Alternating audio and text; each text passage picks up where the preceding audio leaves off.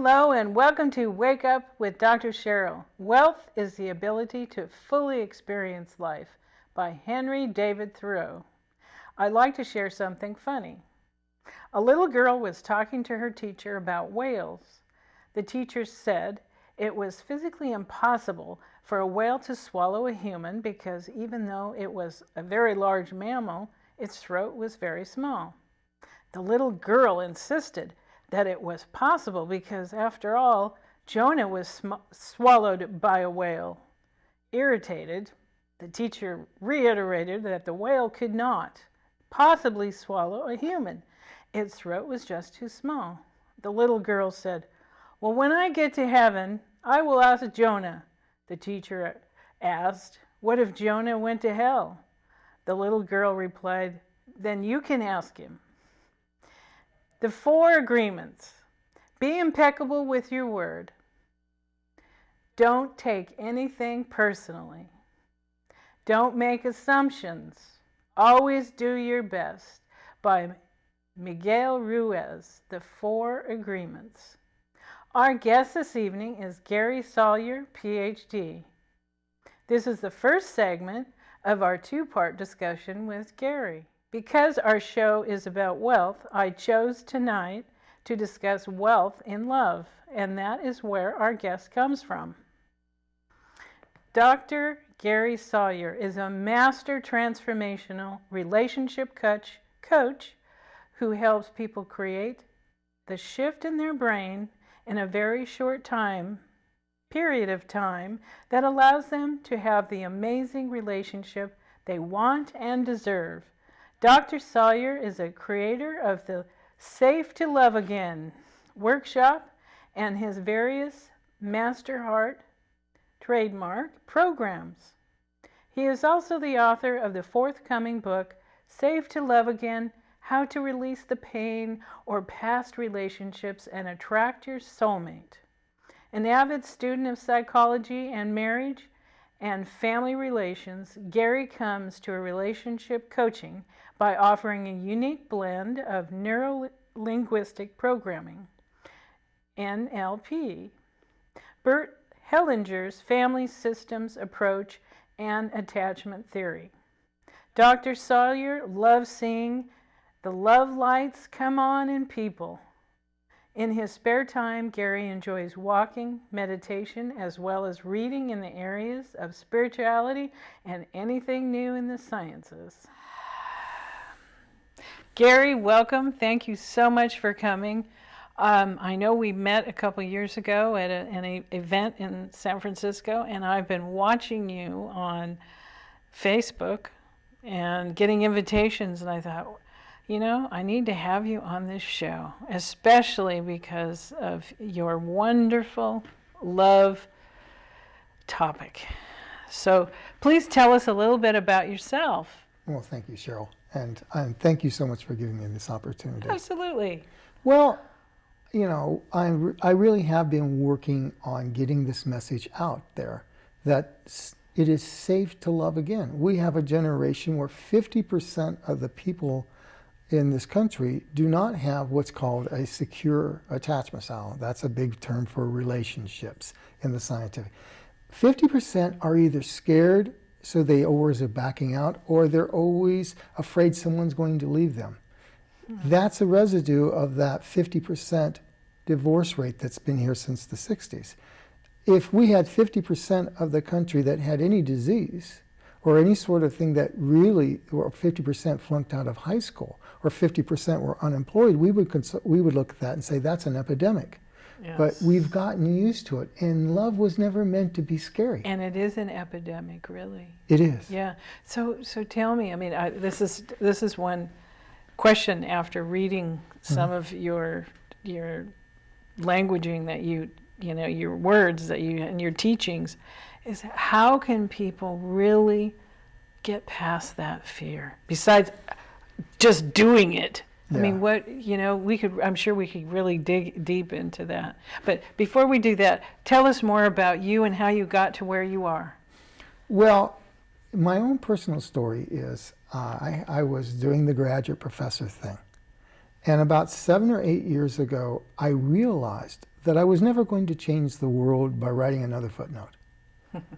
And I had a degree in psychology and marriage and family, and I realized that if I wanted to change the world, when I looked at my life, and I've gone through 2 divorces, I realized that we were at this epidemic place in the consciousness of the world as it's evolving, and we are asking for so much more, but nobody gave us the manual on how to get there. They told us to expect more, but not how to get more. Right. So The mechanics. I just decided that it was time to do something significant, and that I really figured out I came to this life to do something big, and this is what I wanted to do, is help people find that soulmate, find that love of their life, and so they can find them and keep them. No matter how much they've been through, how painful it's been, that pain can be released and you can attract your soulmate. And people need to hear that and to be able to do it. That's why I came here. Do you find that that's your purpose and passion for your life? Oh, it is. It is. There's nothing better for me than when I hear someone's been to one of my workshops, or I've worked with a client and they call up and they say, oh my God, I have found Mr. Right, or I have found Ms. Right. Or I just recently had someone that was at a workshop a couple of years ago and they just got married. So those are the things when you realize those lives have been changed.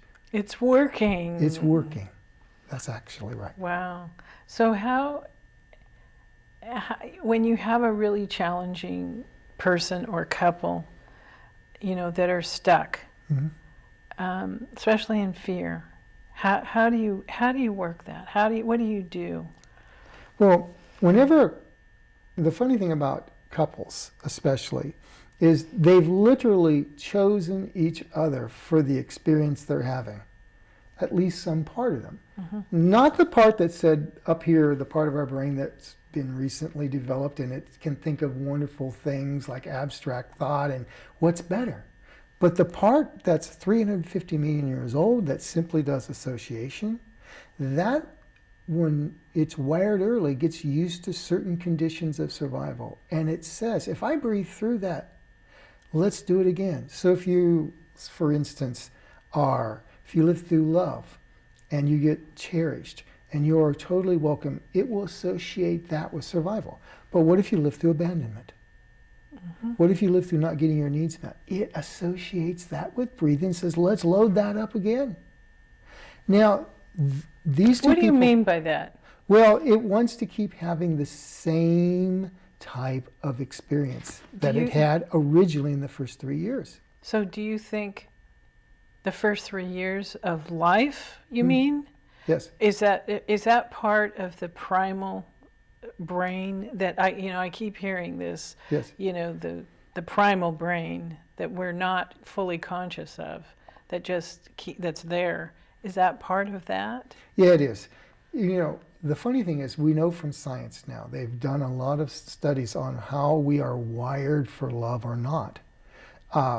And you can tell what type of relationship style a person has by the time they're 1 year old, Cheryl. Interesting. 1 year. How can they tell? Well, there's a test that's been done for several years. It's a student of John Bowlby, Mary Ainsworth. She decided, she really found out that when you take a child into a room and it's a controlled experiment and you separate them from their mother, how they come back tells you a lot about how they're wired for a relationship. You mean come back to their mother? Yes, Oh, yes. okay. Yeah. Some will come back and they won't make eye contact. These are what's called avoidance styles. Some will come back and they'll be very upset. At 1 year old? 1 year. Wow. Now, this part of your brain that does abstract thought, it's not even online. The hippocampus, no memory. It's all this limbic system, deep subconscious. There's no ability to remember long-term consciously. It's all implicit memory, not explicit. There's no ability to have beliefs. It's well before belief. We call them rights. And that experience becomes a template for how they will set up their relationships for the next life, 30, 40 years. Can't we change that? We can. Okay. That's we can. like... And they call that an earned secure attachment style. Attachment is the scientific term for love, Right. because it would sound too hokey to say love. But yes, unless there's intervention or somebody just gets in a really great relationship and somehow they change, but that doesn't happen so often. They have tracked these babies now for 30 and 40 years, and it persists until there is some intervention. Now, sometimes people do change, and those are called earned secure. And that's what I'm about. So is the ones that can change, does that happen through therapy? How can they change that? The research suggests that, especially for adults, they have to go and do the work. Yeah, well, they have to go. We have to do the work, and no matter what we're doing, yes. To be healthy. Yes, and a lot of times that motivation comes out of divorce or a series of painful relationships, and somebody says, "I didn't sign up for this. How do I keep getting the same groundhog experience over and over and over?" Right. Now, for children, and sometimes, if say somebody had their mother was killed in an auto accident and they didn't get all their needs met. But what if a couple of years later a grandmother steps in, or maybe even a school teacher? Sometimes we get it because the universe just gives us someone who teaches us that. Right, that's unconditionally loving. Yes. Yeah. But a lot of times it's the going and doing the work that really changes it. Interesting. I hadn't really thought of it in that context before. Yeah. Especially at 1 year old. Yeah, I mean, people don't realize. They think it comes through a divorce. Actually, it was set up a long time ago. Have you had any experience of an RH baby? An RH baby? Yeah, whatever happens with an RH baby. I can honestly say I've never seen in the scientific literature anybody's looked at that in particular. Can't think of that. Most time it's, and in fact, it's I'm sure you know what an RH. Yes, yes. Yeah. Most time, it's really the quality of the interaction. It's not. People have argued it might be genetic, and it seems to be the greatest geneticist on the planet has said the one thing that doesn't seem to have any connection at all to genetics is this thing we call a love style, an attachment. I mean, it's all based on the learned. It's learned, and it's also a desire to learn if you want to feel that love, because there's nothing better than that. That's right. Well, the brain comes out only 40% developed. And it's literally the quality of the relationships that puts in the wiring. And the opposite is true too. If a child, are you saying when you're born it's 40%? 40% developed. Okay. And in the next few years it will develop. The brain literally gets its instructions on how to further develop based on the quality of the interactions with the caretakers. If a child is given all the interaction it needs, it will stimulate those neural pathways to develop. The opposite is also the true. If they're not given, it will pair those relationships back. So what it's like, if we come out wired for 220, but we don't use 220, the brain says, oh, I guess we only need 110.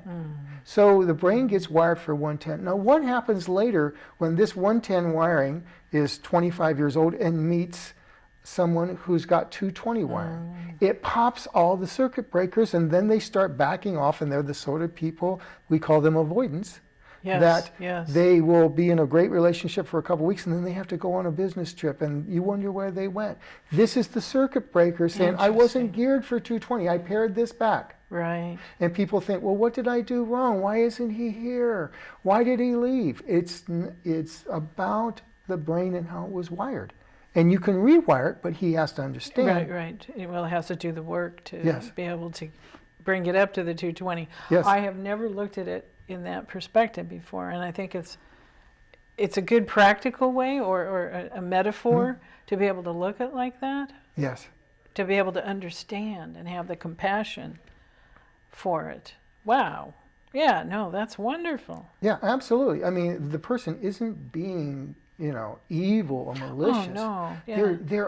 I mean, you would not say to an appliance, my God, you're not wired for 220. You can't do what the washer does. Right. Or, Yeah, well, and they're not aware of it. No, they're not. Until they get into a situation that boom, they're fully aware because it's not working. That's right. It usually takes a couple of divorces. I have some women that I have a couple that comes on to my workshops. I always like showing my people what a secure couple looks like, because a lot of my people don't have a clue.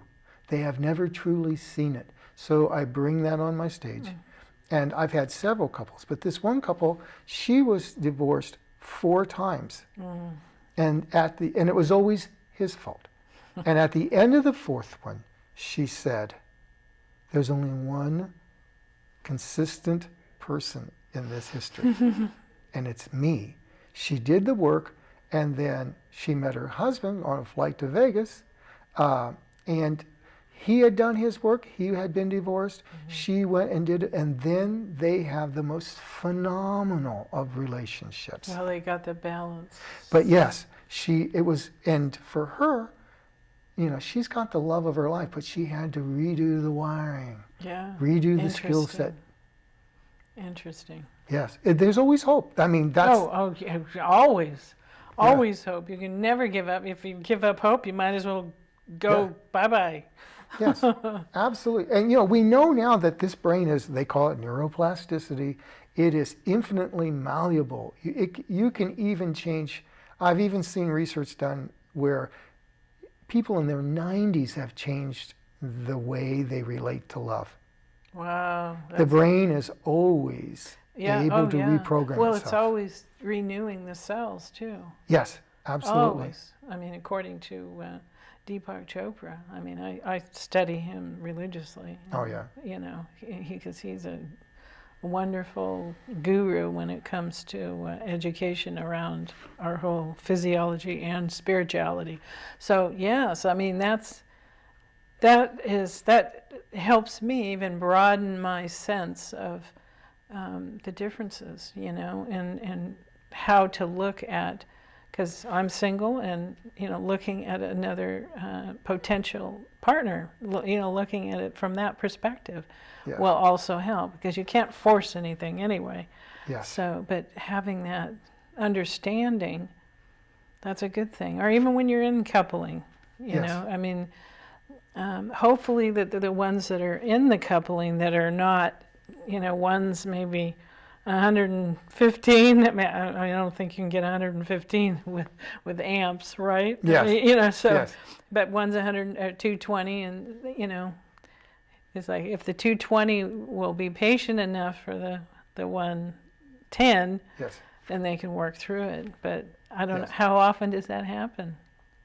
Well, the divorce rate says not enough. Yeah. But if people want to, they can. I've worked with couples and I've seen it happen, but it really does take a little conscious work. And it takes them, not only takes them kind of getting in touch with higher self. Oh, totally. It takes going back and reworking with this, and it also takes a little bit of a skill set, relearning how to communicate. Well, communication's the key. It is. Anyway, no matter what relationship we're in, communication.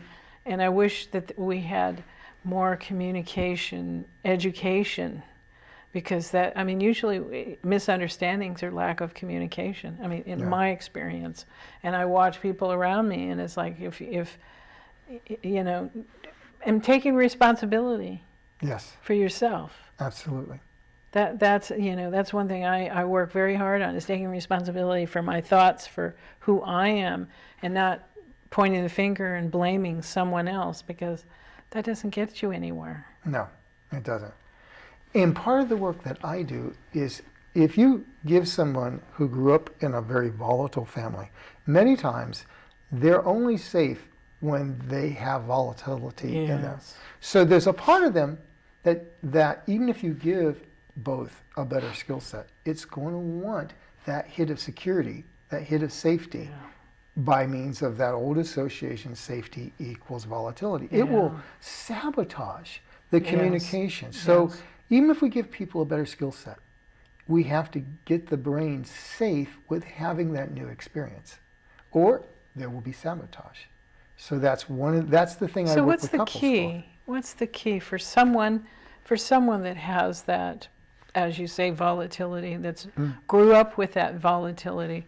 What's the key for them to change that? you have to go in really deep.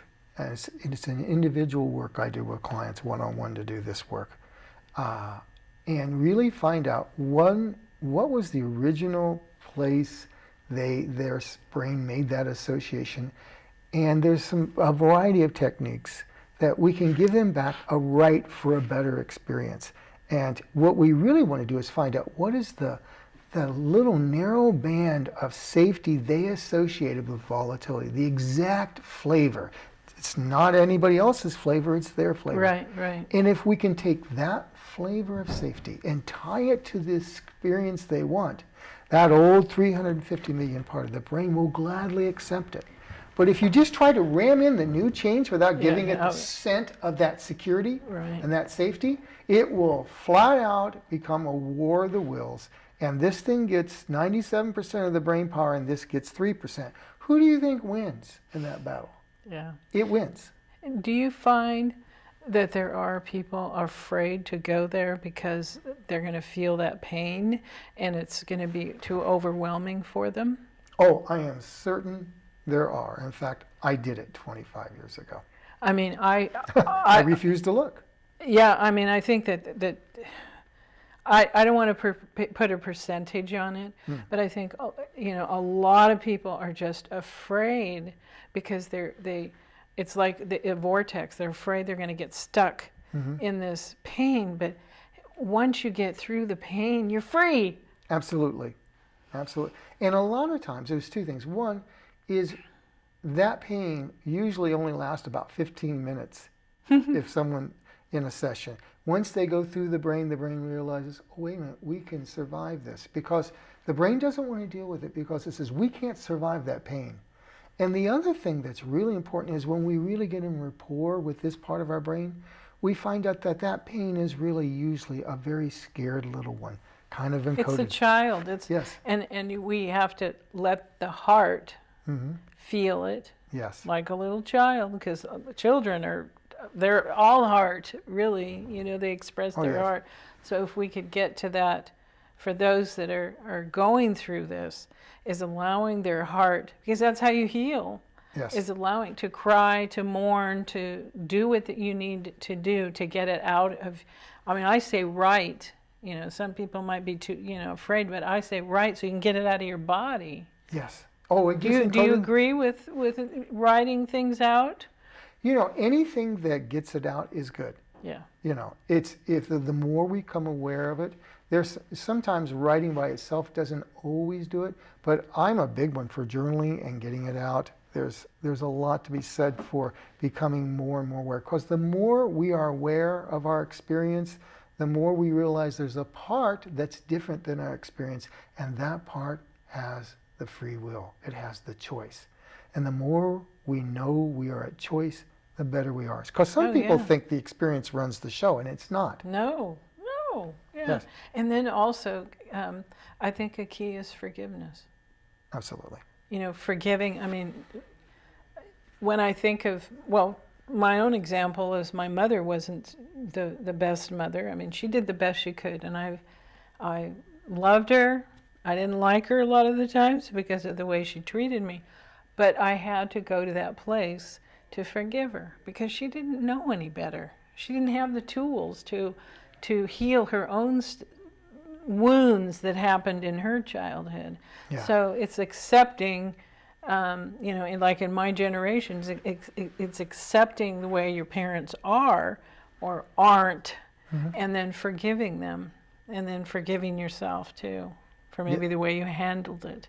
So that's a big piece too. I think is forgiveness. Yeah, it's a real revelation when people realize that at one time their parents were the little ones who took the best deal available the same way they did. And usually that makes forgiveness a lot easier when you can see, at one time everything they became was the best deal they were offered to. Yeah. So bringing it back to today and what you're doing with people and women and men and couples, and what's the best and happiest thing that you're doing right now? The best thing I'm doing is I'm working on, I've been, about a year ago, all of my clients asked me to do and create a new program in the same month. That was last December. They all asked me the same thing. It was like the universe telling me where I needed to go. And they all said, can you have a workshop that can actually train us how to have a secure attachment style? That's a lot to ask in a weekend. A secure attachment versus style. an anxious or avoidant. Oh, okay. Yeah, that one that is able to pick Mr. Right or Ms. Right, the one that is able to keep love alive, that is not trying to get away or anxiously chasing after, afraid they're always going to leave. Oh my goodness. Thank you so much Thank you, Cheryl. for being on my show. Our show. It's not my show, it's our show, because I couldn't do it without my wonderful team. Thank you, team. Thank you, Marin TV. And thank you. And until the next time. Until the next time, Cheryl. I'll leave you with this. Wake up to the truth of what is going on with humanity outside of yourself, on our planet. Look at the crisis of water, contaminated, compromised food, and the air we breathe. Never give up wherever you are and doing in your life. Work with integrity and have a positive attitude, first and foremost with your family and friends. First be aware and conscious of your negative thoughts, and catch yourself before they even come out of your mouth. Be grateful for who you are and where you've come from and what you have, and be grateful for your freedom, and eat healthy. Good nutrition feeds the mind, your body temple, and don't forget to exercise. Feed your spirituality with meditation and prayer. Thank God with unconditional love. Love yourself unconditionally. Stop criticizing, judging, and allowing others to dominate the way you feel and think about yourself. Be compassionate and share your abundance and wealth with others. When fear knocks, let faith answer the door. Money is like love. It kills slowly and painfully the one who withholds it, and enlivens the other who turns it on his fellow man. By Kahlil Gibran. You are what you are and where you are because of what has gone into your mind. You can change what you are and where you are by changing what goes into your mind. By Zig Ziglar. Thank you, Marin TV, for facilitating our show, and especially to my crew, Eric, Brad, and Mary.